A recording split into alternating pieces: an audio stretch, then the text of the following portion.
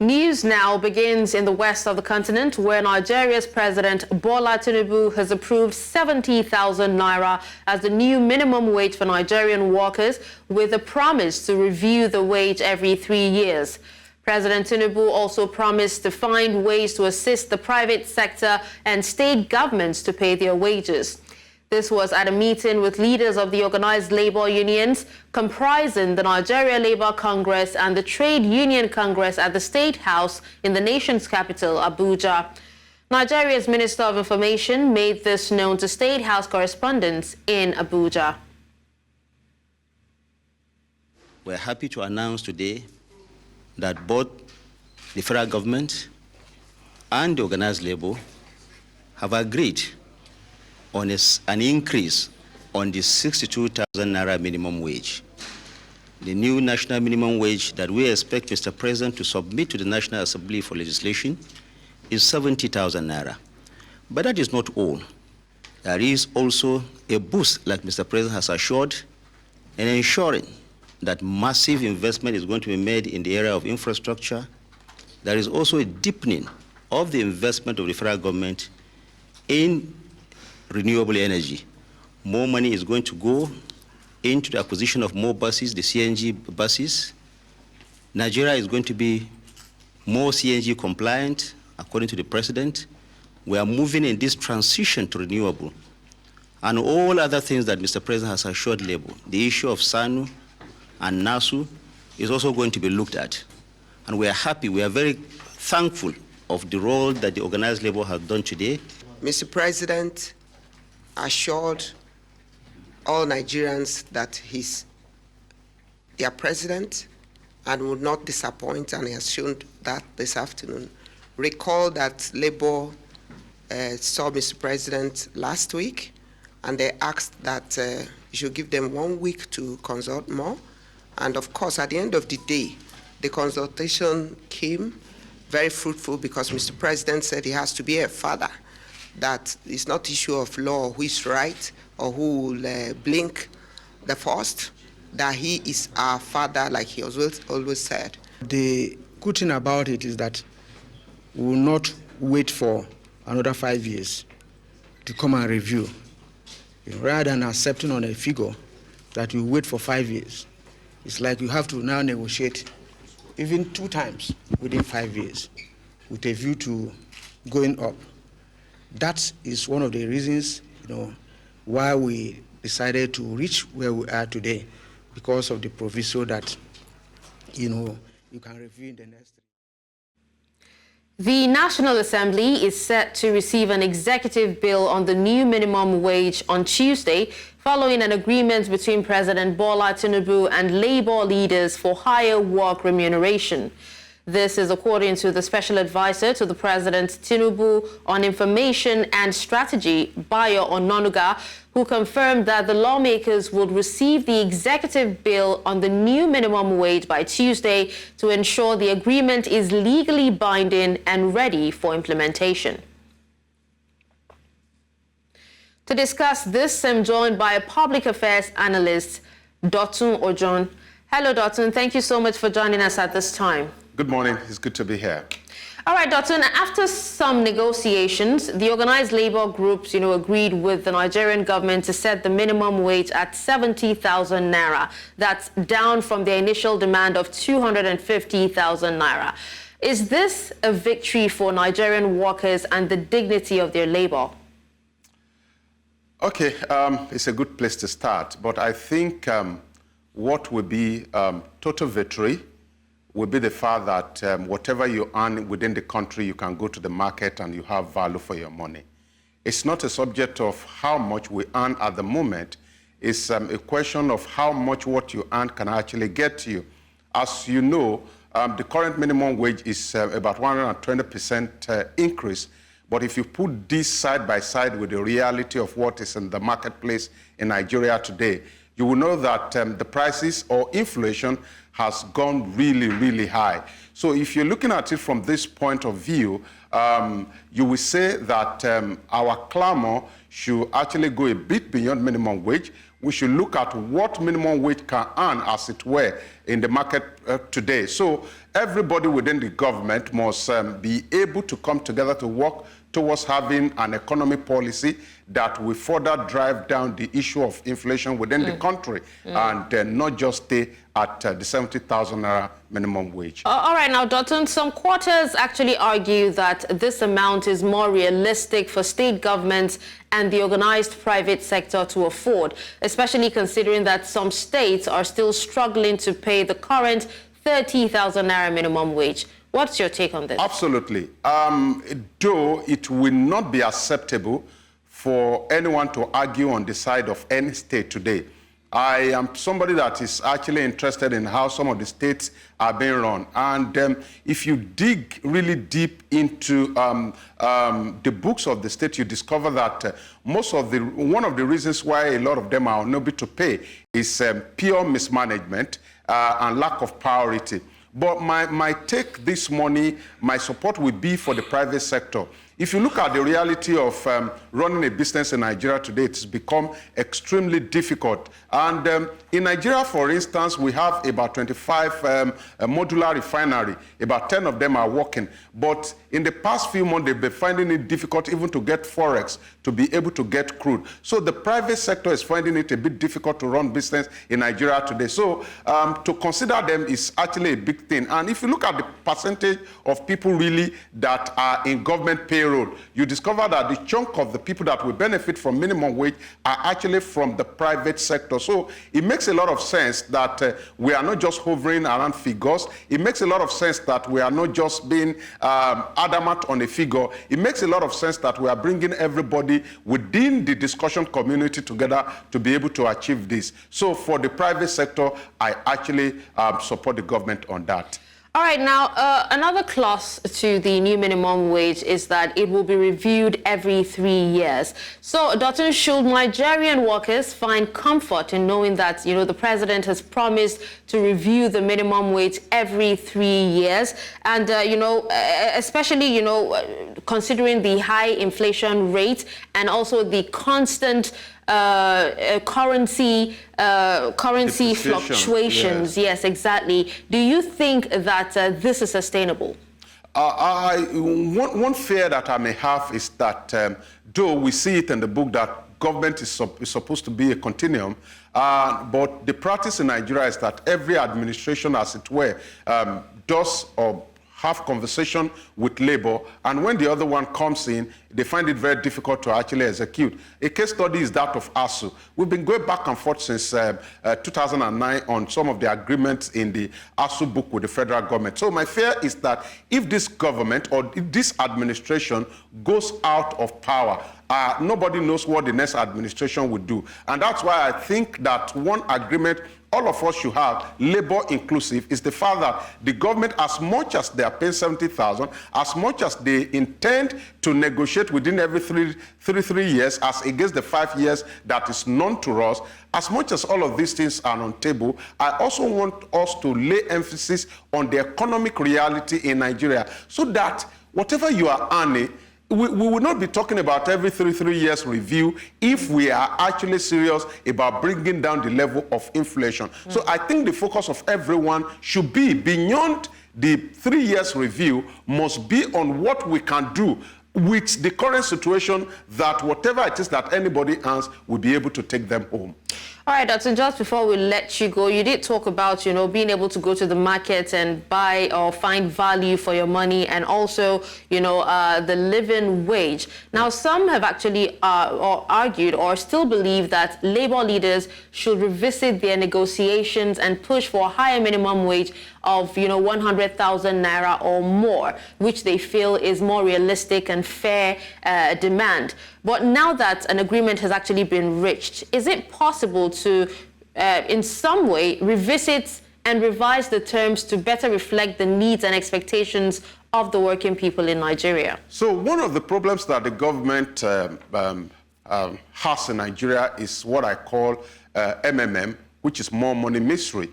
We've always run government in a way that we think more money will take our woes away. And I do not want any one of us, including Labour, to fall under this practice also, to think that more money will take our mystery away. For instance, if Labour gets 500,000 today, if we do not do anything about the reality of what we have in the marketplace, you will see that the value of the naira will actually go down. Today, CBN has resumed selling dollar to BDC because they are doing everything possible to ensure that at least they bring down whatever it is that is causing the depreciation of the naira. If we do not look at the value of our currency, if we do not look at regulating prices across our marketplaces, if we do not look at production, if we do not look at agriculture, if we do not look at investment in transportation, if we do not look at electricity, you discover that no matter how much people earn, it will go down to the drain. It will not have value.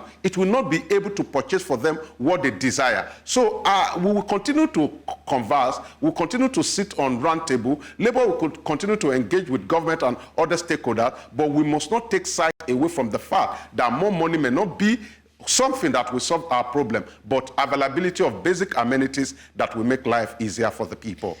All right, well, thank you so much, Dotun, for your time and for speaking to us on this. It's a pleasure always. Away from that, the Confederation of the All Progressives Congress support groups have accused organizers of the upcoming nationwide protests over alleged bad governance of trying to distract President Bola Tinubu. The Director General of the support group says that the rise in food prices, services and other goods across the country is being addressed by President Bola Tinubu and called for patience among citizens. He called on citizens to cancel the planned nationwide protest, saying that about 20 trucks of rice have been approved for distribution in states, while all theft, which has taken a toll on the nation's revenue generation drive, is being brought to an end.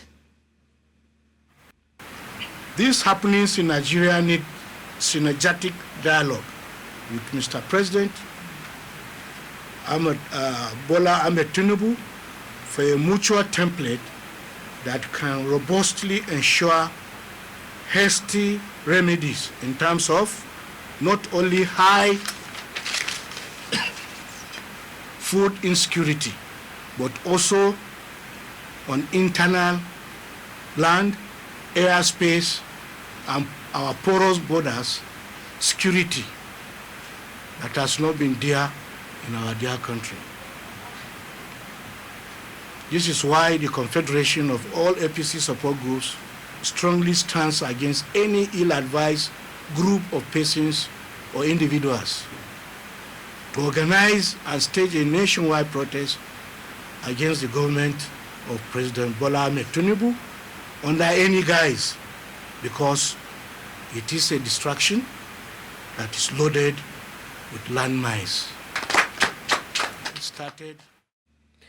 In the meantime, members of Nigeria's House of Representatives have agreed to slash their salaries for the next 6 months by 50% and donate such to government to help address the current hardship being faced in the country. This was as they appealed to organizers of the proposed nationwide strike, expected to commence on August the 1st, to shelve the strike, maintain peace, and embrace a dialogue. News Central's Joshua Marai brings you this report. Another plenary by members of the House of Representatives. They are appealing to Nigerians to shelve the planned nationwide strike, which is supposed to begin on August the 1st, and embrace dialogue with government at all levels. They also warn any protest cancelled will create tension and undermine the nation's security. Appeals to the proponents of the proposed nationwide protest in Nigeria to consider a different path, a path of patience, dialogue, and collaboration to prioritize the line of peace and open channels of meaningful engagements with the government. Anybody or every organization that is organizing protest is definitely undermining the peace and unity of our dear country. DSS must work hard to find if they can at least be able to scout and get those people that are instigating or the leaders of these protests so that they can dialogue, we can dialogue with them. Let's talk to them. The members of the House say they have agreed to a 50% reduction in their salaries for a period of 6 months in order to support the government's effort in alleviating widespread hardship being experienced. Moving that we amend that prayer to include that members sacrifice maybe 50% of our salary for a period of 3 months or 6 months to help Nigerians and to show that we are in support. The lawmakers also urged Nigerians to be patient with government policies, assuring them that with time, the situation will improve positively. In Abuja for News Central, I am Joshua Imarayi. To discuss this further, I'm joined by a public affairs analyst, Theophilus Akatugba. Hello, Theophilus. Thank you for being here with us at this time. All right, so now looking at how everyday Nigerians, are affected by the current economic challenges, how do you perceive the planned nationwide protest and its validity? Well, my perception is that there is palpable pressure. There is very huge difficulties that citizens are facing. Cost of living is strangulating all strata of society, from the low class to the high class, from the low class to the middle to the high class. Everyone is feeling the pinch. And so it's very, very easy to mobilize people to come and express their anger at the cost of living and the hardship in the land. My perception is that it's a very touching period.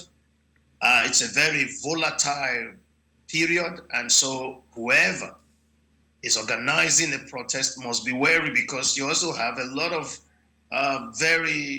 people with very bad motive that are around, who are also facing the difficulties. They might unleash their evil intention on society under the guise of the protest. And even those who organize it might become victims, because the period is very volatile. And it's not time for any political advantage taking of the touchiness of people's feelings. Okay, now speaking on, the House of Representatives trying to douse any form of protest, how will the allocation of 648 million naira and also the 50% salary cut by the House impact the most vulnerable populations, especially in terms of food sufficiency and cost reduction? Is it enough to make a meaningful difference at this time? It's not enough. It's a child's play.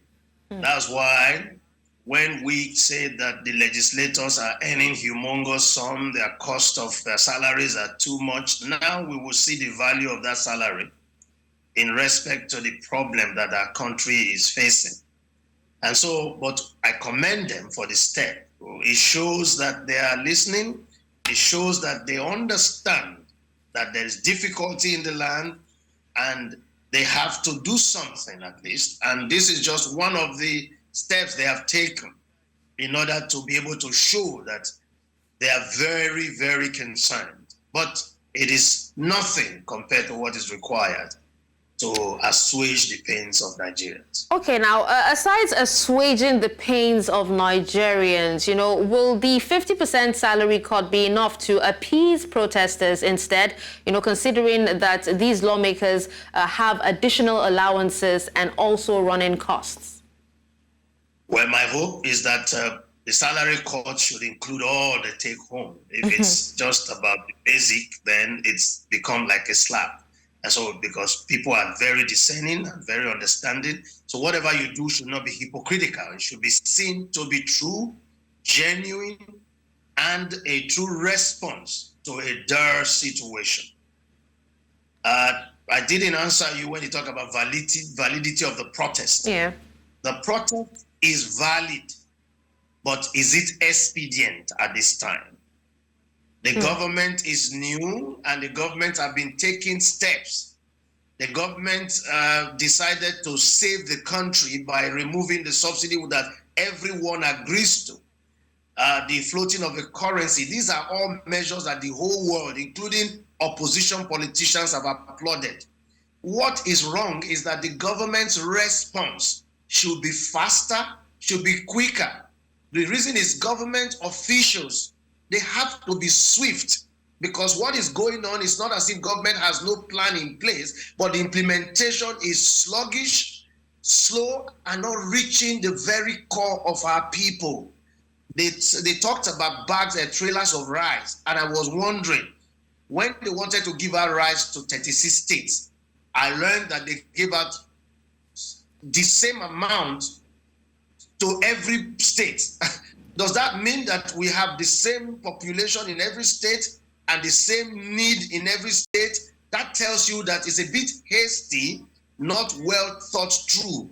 And most of those rice might find themselves back in the market and in the hands of political food soldiers that will not touch the core of the society. And the people that are coming out to protest, I learned that the protest is gaining momentum in the North, because the North, over the years, have incubated poverty in a way that is unforgivable. And this is why you had Boko Haram, all the insurgencies that we are still dealing with till date. So the difficulties in the land is quadrupled in the North. And the North is a very dangerous, it's a keg of gunpowder just waiting for ignition. So those is a valid protest, but is it expedient? All right. Well, I wish we could actually speak more on this. Quite an interesting and insightful conversation. But thank you so much, Theophilus, for taking time out to have your take on this particular issue. Thank you for the opportunity to be with you on the news. With that, we'll take a quick break, and when we come back, the news continues. Do stay. Let's now give you an update on the situation in Benin, the capital of Edo State, where what would have been an entirely joyous event turned bloody.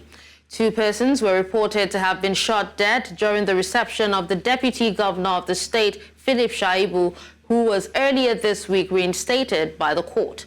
Large crowd of supporters had gathered at the Benin airport to receive Shaibu and the APC governorship candidate, Senator Monday Okwebolo. Reports say the gathering was attacked by armed thugs who fired gunshots, leading to the death of a police personnel and another supporter of the deputy governor. Available video shows the crowd processing on the street with a lifeless body in the open van. Edo State will be voting in a very heated governorship election on the 21st of November after the deputy governor had failed to emerge as a candidate. Police say investigations have commenced into the circumstances surrounding the shooting and killing on Thursday. Meanwhile, a chieftain of Nigeria's ruling All Progressives Congress and former member of the House of Representatives has accused the Edo State governor of victimizing his deputy, Philip Shaibu, saying the impeachment, which was recently voided by the Federal High Court in Abuja, was a political witch hunt. The former lawmaker and current director of contacts of the APC Governorship Campaign Council in Edo State says that the ordeal of the former deputy governor is a show of political intolerance and intimidation by the governor, and urged citizens of Edo State to reject the display of dictatorship during the upcoming governorship poll. That impeachment has all the trappings of political intolerance, political intimidation, an act that was calculated to subject the young man to the whims and caprices of the emperors that have taken the state by its jugular.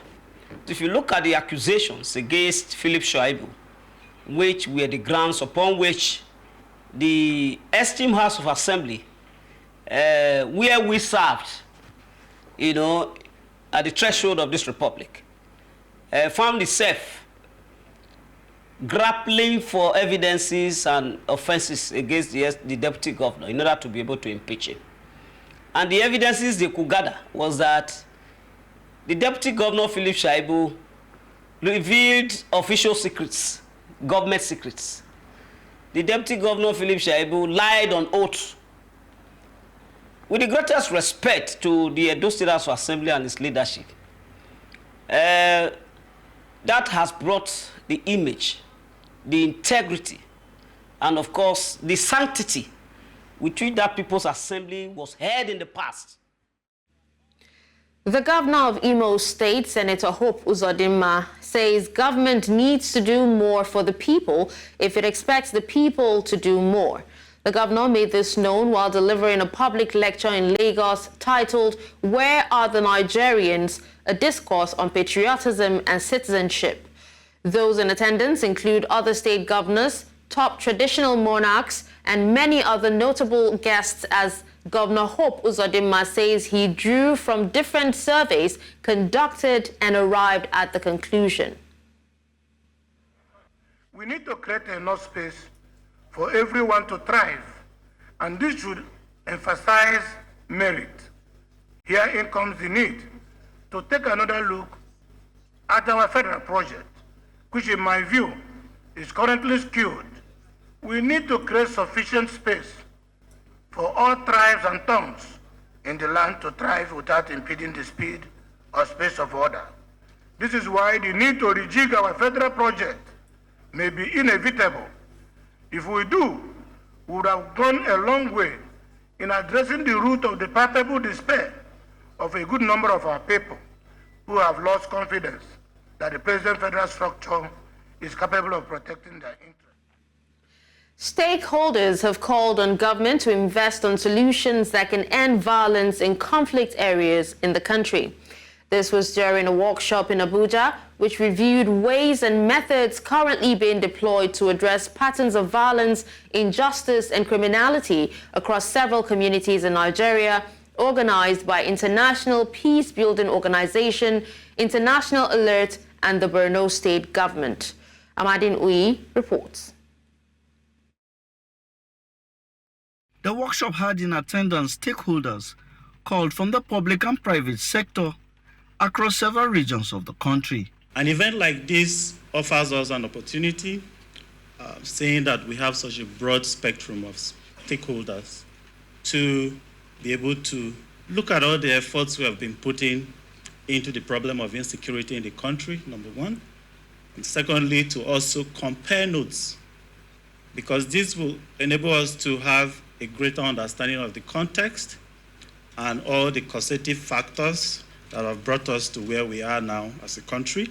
The overriding objective of this meeting is that we identify very key resolutions of what's going on in different regions of Nigeria, because working in silos is actually counterproductive.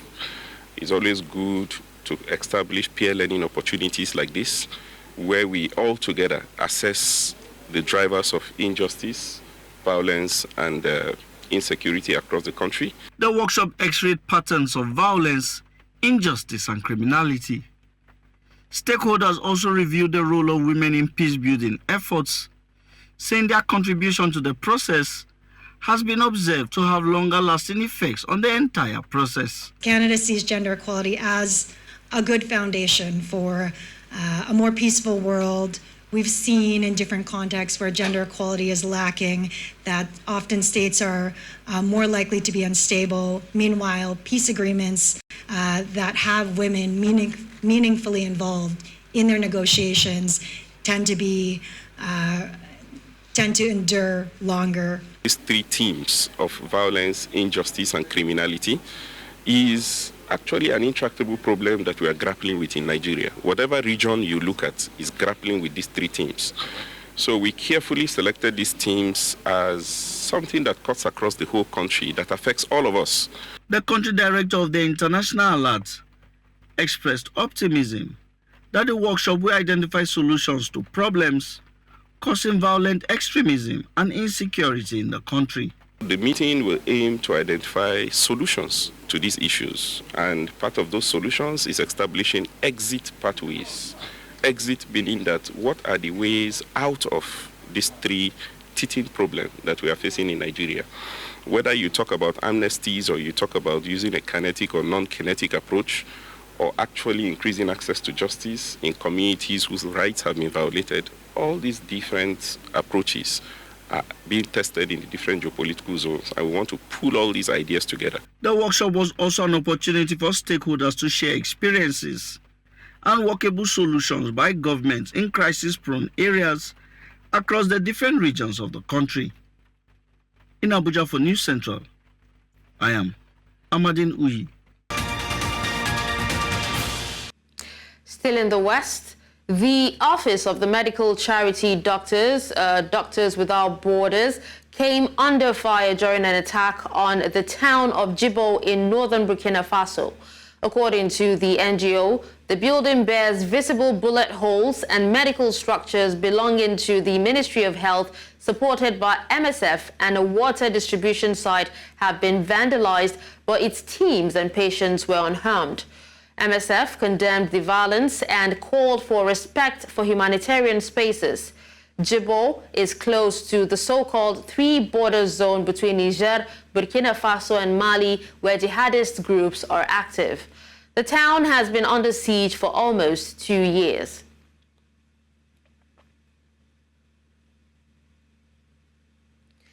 In the southern part of the continent, where South Africans on Thursday celebrated a momentous occasion in the country's history, Mandela Day. 18th of July every year is a day to honor the life and legacy of Nelson Mandela, a symbol of freedom, equality, and justice. Mandela Day is an annual global celebration that calls to action for individuals, communities, and organizations to take time to reflect on Mandela's values and principles and to make a positive impact in their own communities. These activities include volunteering, sports, art, education, music, and culture. Various events are also held on or around July 18th to honor Nelson Mandela's works and to promote the different projects that were inspired by Mandela's achievements. News Central's Bongani Siziba was at Robben Island, where Nelson Mandela was imprisoned, and filed this report. Thousands of tourists flock to Robben Island every year to pay their respect to Mandela and see where he spent many years in captivity. I also took a journey to Robben Island.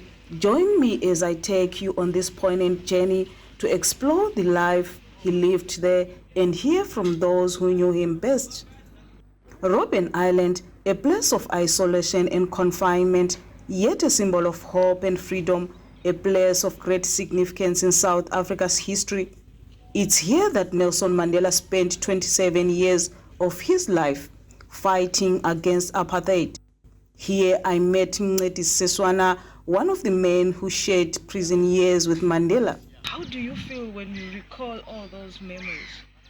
Well, there are instances when I enjoy actually talking about that experience, but there are instances when it reminds me of some of the emotional difficulties. As we walked around the prison, I could see the stark reality of the conditions that Mandela and others faced here.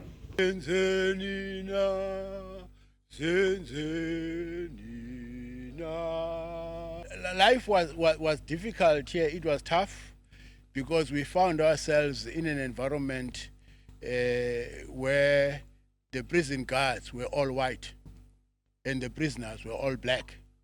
So it actually represented the dichotomy, political dichotomy you had in South Africa. And so the prison warders didn't treat us in a very humane manner. So we had to assert ourselves and assert our dignity, as human beings. So in a sense, we found ourselves engaging in yet another struggle in prison. In this small room, Mandela refused to be broken by his captors.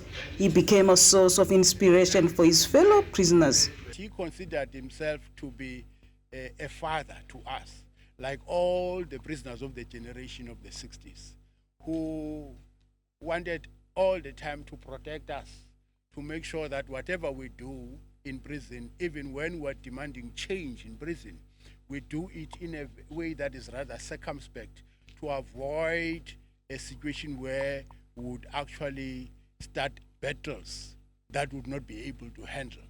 So they were hell-bent on trying to make sure that they took us step by step to build our confidence, so that we don't start battles that we would lose, which would then demoralize us. Even in the darkest times, there is always hope. For South Africans and the world, Mandela will remain a freedom fighter whose light will always shine brighter. We're very proud to be here to walk in the footsteps of the giants that literally built the democratic country that we live in. So it's a very, very important and very significant moment for me. I was growing up in the 80s. I knew a lot about Nelson Mandela. We used to do free Mandela marches and talks in England because we knew there was apartheid in South Africa, which was wrong. I think that we are remembering him and celebrating this inspirational freedom fighter, basically. As I leave Robben Island, the struggles and sacrifices of Nelson Mandela and his fellow prisoners who fought for freedom and equality are stuck with me. The honor and their legacy will live forever. At the Robben Island in Cape Town, for News Central, Bongani Siziba. Still in South Africa, President Cyril Ramaphosa committed his new coalition government to growth, job creation and poverty reduction as he opened parliament following the first elections in which his ruling ANC lost its absolute majority. Addressing a joint sitting of the two houses of parliament after a grand opening ceremony, Ramaphosa also listed tackling the high cost of living and cutting red tape among his administration's goals.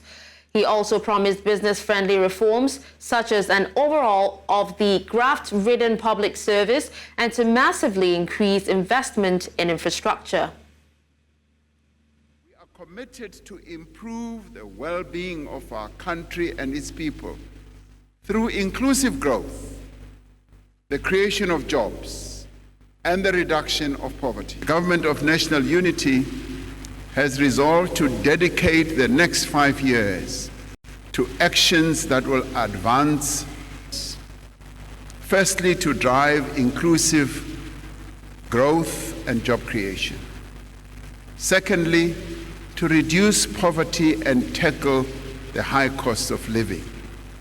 And thirdly, to build a capable, ethical, and developmental state.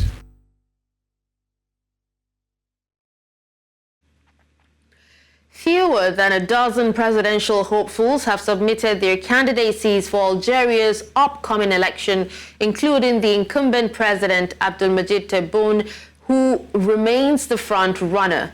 Tebboune, who was elected in 2019 following months of pro-democracy protests that led to the ousting of the longtime president Abdelaziz Bouteflika, announced last week that he will seek a second term.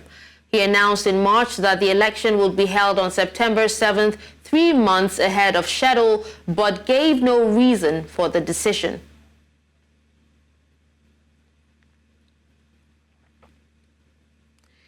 In Azugi, some 450 kilometers northeast of the Mauritanian capital, Nouakchott, the desert is advancing and date palms are gradually being swallowed up by the sand. According to the president of the local cooperative association, Alain Haimoud, if a solution is not found, people will lose their source of income and will be forced to go and live elsewhere. Je suis désolé de voir ce paysage qui a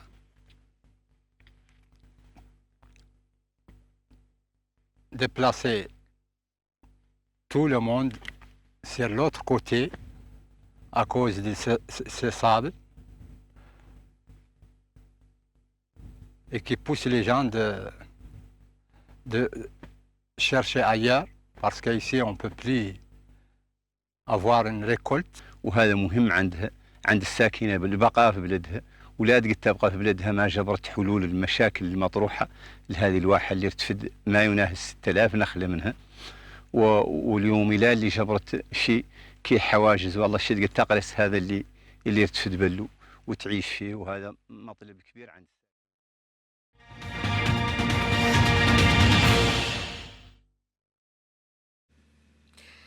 Yemen's Iran-backed Houthis rebels claimed responsibility for a drone attack Friday on the Israeli city of Tel Aviv that left one person dead.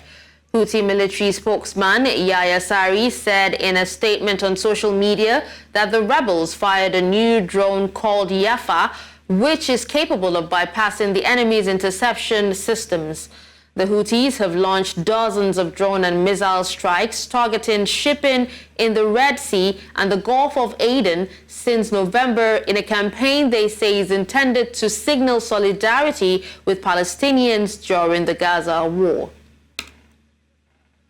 الجهات المسلحة اليمنية نفذ سلاح الجو المسير في القوات المسلحة اليمنية بعون الله تعالى عملية عسكرية نوعية تمثلت في استهداف أحد الأهداف المهمة في منطقة يافا المحتلة ما يسمى إسرائيليا تل أبيب. نفذت العملية بطائرة مسيرة جديدة اسمها يافا قادرة على تجاوز المنظومات الاعتراضية للعدو ولا تستطيع الرادارات اكتشافها، وقد حققت العملية أهدافها بنجاح. إن القوات المسلحة اليمنية تعلن منطقة يافا المحتلة منطقة غير آمنة وستكون هدفا أساسي في مرمى أسلحتنا. Let's now join our business desk for more update on the news.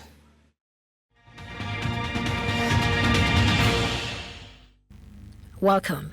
In business news, Nigeria Central Bank on Thursday sold the dollar at 1,450 naira to Retail Exchange Bureau to prop up the currency, saying that distortions in the retail market was feeding into parallel markets and widening the country's exchange rate premium.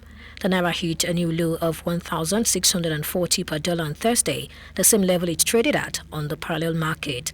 It touched a 4-month low of 1,612 naira 50 kobo on the official market on Wednesday, LSEG data showed. The African Development Bank has approved a $1 billion loan for South Africa's Transnet to aid the troubled logistics firm's recovery plan, the bank and the company said on Thursday. State-owned Transnet has struggled to provide adequate freight rail and port services in South Africa due to equipment shortages and maintenance backlogs after years of underinvestment. This has impacted commodity exports and other sectors such as manufacturing and retail, weakening Africa's most advanced economy. Transnet and the FDB said in a joint statement that the 25-year loan is fully guaranteed by the government of South Africa. Transnet, which has debt of 130 billion rand, recorded a loss of 1.6 billion rand on the back of declining rail, port and pipeline volumes as well as higher costs. Finally, North Africa. The Suez Canal's annual revenue has dropped by almost a quarter in its latest financial year as some shippers switched to alternative routes to avoid attacks by Iran-aligned Houthis in the Red Sea. Hassan Arabi, the head of the Egyptian Canals Authority, said on Thursday revenues fell to $7.2 billion in its 2023 to 2024 financial year from $9.4 billion the year before. Since November, the Houthis have been attacking commercial vessels in the Red Sea and Indian Ocean to show support for Palestinian militant group Hamas in its fight against Israel. The Suez Canal is a key source of foreign currency for Egypt, and authorities have been trying to boost its revenues in recent years.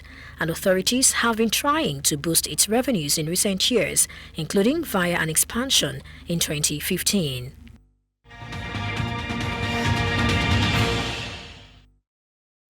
And that's all at this hour. But before we go, let's take another look at some of our major stories. You heard that federal government to send executive bill on new minimum wage to the legislature after it reached an agreement with organized labor. We also heard that Nigeria's lawmakers warn against planned anti-government protests as House of Reps slash salaries by 50%. Finally, we told you that President Ramaphosa opened South African Parliament, list government's priorities. Send your eyewitness report to the WhatsApp number on the screen. Do follow us on social media. We are at News Central TV. You can watch News Central live on DSTV channel 422, Star Times channel 274, Avo TV, and YouTube. Many thanks for watching. I'm Dashen, Usman.